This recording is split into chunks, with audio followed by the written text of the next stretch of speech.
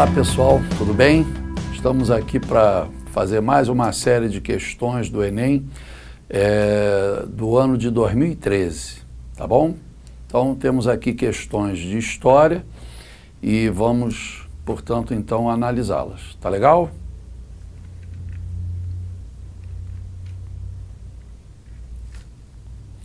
Bom, essa questão, ela trata do Brasil no chamado primeiro reinado. O que foi o primeiro reinado mesmo?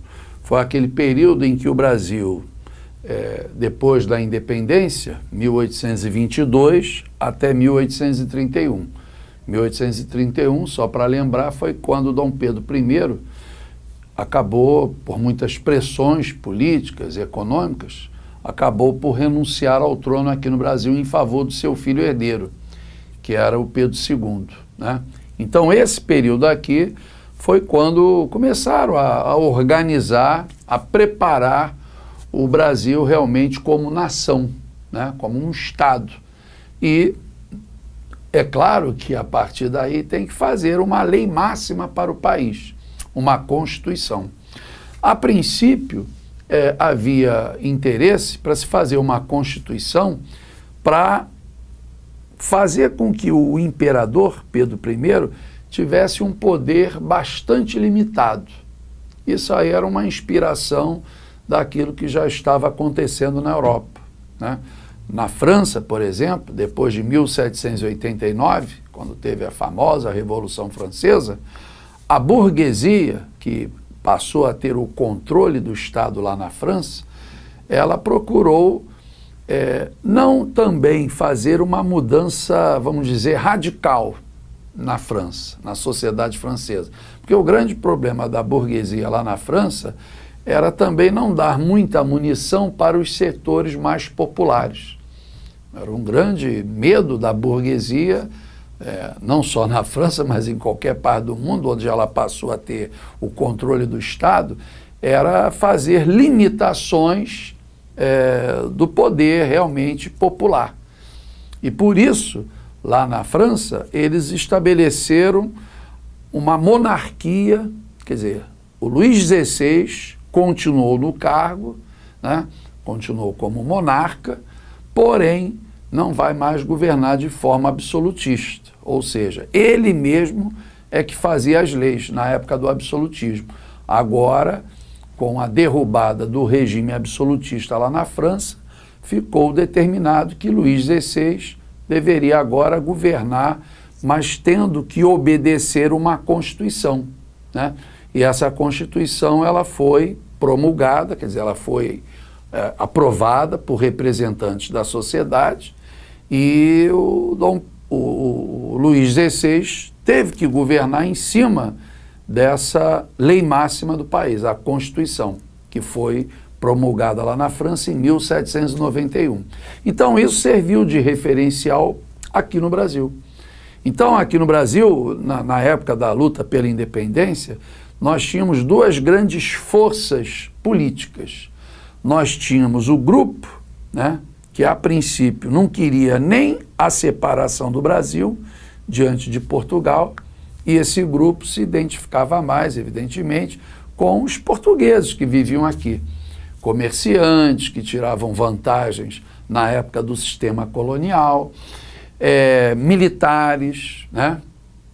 Então, esse segmento pregava até que o Brasil deveria ser recolonizado e achava, inclusive, que Dom Pedro deveria ter um poder bastante especial no momento que a independência já estava, vamos dizer assim, definida, né? Então eles achavam que a Constituição tinha que ser algo para poder dar a Dom Pedro um poder especial, né? Um poder maior, né? Embora tivesse até uma Constituição para o país. Já um outro grupo, que era majoritário, achava que Dom Pedro deveria ser uma espécie daquilo que foi o Luís XVI lá na França, depois da Revolução Francesa. Ou seja, a Constituição deveria limitar bastante o poder de Dom Pedro. Por isso que, a princípio, esse pessoal, que era principalmente latifundiários, segmentos de camadas médias, né? Esse grupo se organizou, inclusive, numa agremiação partidária que depois ficou conhecida como Partido Brasileiro. E o grupo que queria que Dom Pedro tivesse muito poder era o grupo ligado ao Partido Português, né?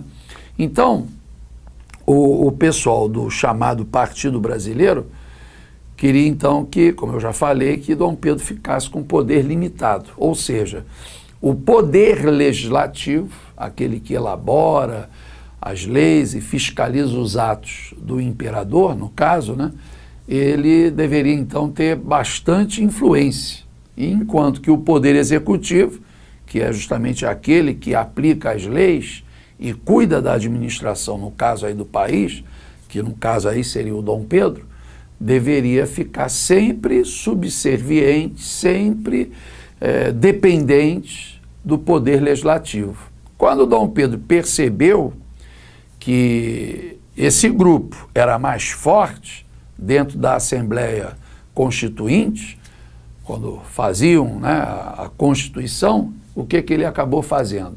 Ele estabeleceu um ato, né, autoritário. Ele ordenou a dissolução, né, ele mandou que o trabalho dos constituintes fosse encerrado, né? E, logo a seguir, ele encomenda a um grupo de sua confiança para que elaborasse uma Constituição, mas que ela fosse totalmente a seu favor, que lhe desse realmente poderes mais amplos. E foi aí que nasceu a Constituição de 1824. Foi a primeira Constituição brasileira e a única que, ao longo de toda a monarquia, o país teve, né? E essa Constituição de 1824, ela estabelece, por exemplo, que o poder do imperador deveria ficar centrado em dois poderes, o executivo e um tal de poder moderador. Esse poder moderador, ele dava ao imperador um poder assim mais especial no que diz respeito a um poder mais amplo do imperador. Ele deveria, por exemplo, interferir no legislativo. Por exemplo, teria eleição para deputados e para senadores.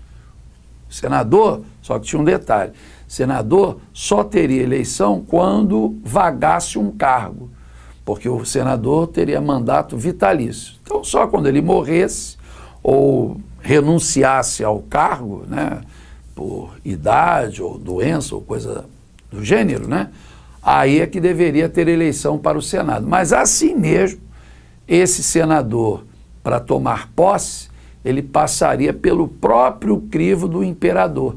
Que aí os 3 senadores com mais votos, aí o imperador poderia escolher daqueles 3 mais votados o da sua preferência. Então ele nomeava o senador através de uma lista tríplice, né? Quer dizer, os 3 mais votados, o imperador ficaria à vontade para escolher, podendo ser até o que teve menos votos, mas era da sua preferência, ele nomeava então aquele para assumir. E, como eu já falei antes, esse senador ficaria no cargo de forma vitalícia. Já o deputado não. O deputado tinha um poder temporário, podendo ser reeleito, né? E esse deputado, para poder ser eleito, ele, acima de tudo, para se candidatar, ele tinha que ter uma renda, né? E essa renda mínima anual seria em torno de 400 mil réis. Era uma renda que não era para qualquer um, né? Era mais para proprietário. E o eleitor? O eleitor também. O voto, então, como a gente diz, é o chamado voto censitário. Quer dizer, antes de ter a eleição, autoridades do governo fariam um levantamento, uma espécie de um censo, né, para avaliar quem estivesse interessado em votar ou até ser votado, tinha que comprovar que tinha a renda mínima estabelecida por lei. Então, por exemplo, para o cara ser eleitor de paróquia é como se fosse hoje um município, né? Ele teria que ter uma renda mínima de R$100.000, entendeu? Anual.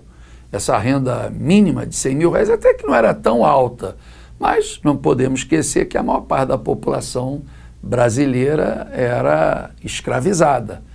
Então, o grupo que não era escravizado era um grupo bem minoritário. E normalmente era o pessoal que tinha mais renda mesmo, ou por salário, ou por proprietário de comércio, de terra principalmente, né?